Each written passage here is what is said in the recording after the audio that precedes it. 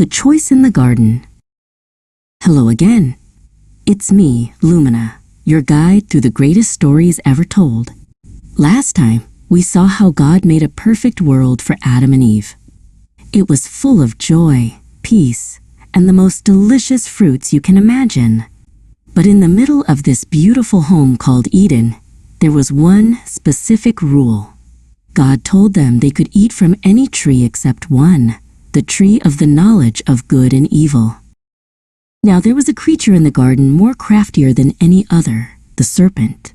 One day, the serpent approached Eve. He didn't use force, he used questions. Did God really say, "You must not eat from any tree in the garden?" he whispered.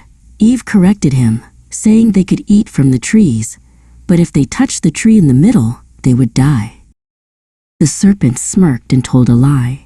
"You will not certainly die," he hissed. "For God knows that when you eat from it, your eyes will be opened, and you will be like God, knowing good and evil." Eve looked at the fruit. It looked delicious.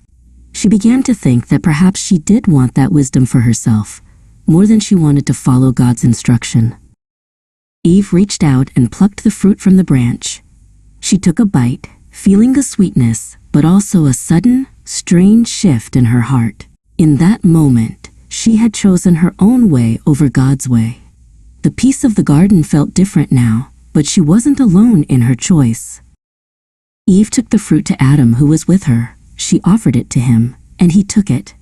He also ate the fruit, choosing to follow Eve's lead instead of God's command.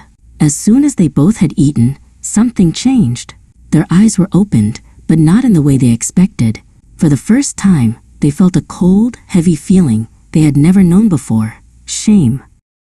Suddenly, they realized they were naked, and it made them feel exposed and uncomfortable. They didn't feel like the king and queen of the garden anymore. They quickly gathered large fig leaves and sewed them together to make covers for themselves. They were trying to hide the change they felt inside by covering their outside.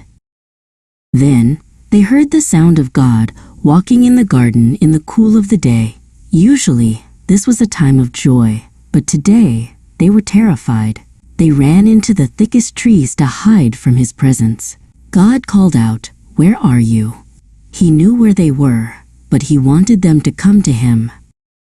When they finally spoke to God, the finger-pointing began. Adam blamed Eve, and Eve blamed the serpent. Because of their disobedience, things had to change.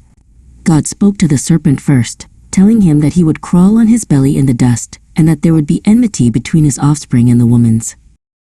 God then told Adam and Eve that life would now be a struggle. Work would be hard, and the earth would grow thorns and thistles. Most sadly, they could no longer stay in the perfect garden. Even so, God showed them mercy. Before they left, he made them better clothes out of animal skins to keep them warm and protected.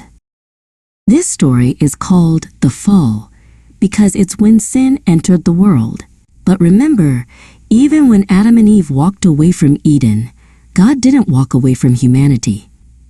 The lesson: disobedience separates us from what is best, but honesty and following God's guidance keep us on the right path. Even when we make mistakes, God still cares for us.